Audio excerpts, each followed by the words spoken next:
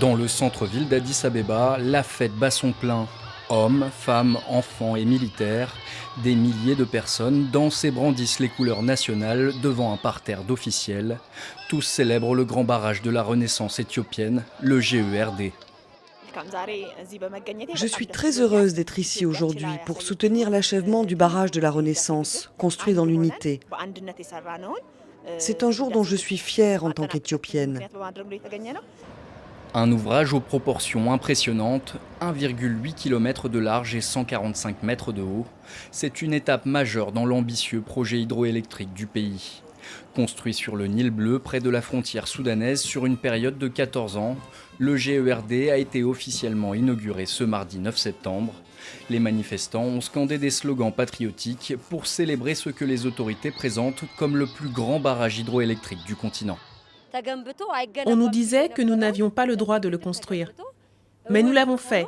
Nous l'avons construit et inauguré. C'est une grande réussite pour nous.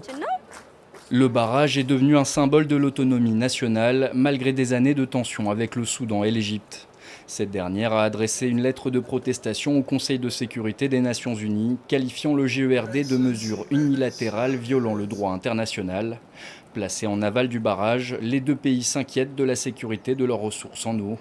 Lors de l'inauguration, le Premier ministre éthiopien a cherché à les rassurer.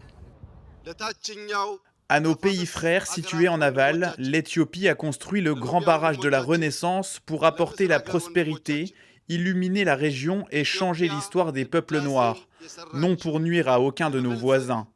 À nos frères qui pourraient avoir des inquiétudes, je vous assure que l'Éthiopie ne vous privera jamais de votre juste part.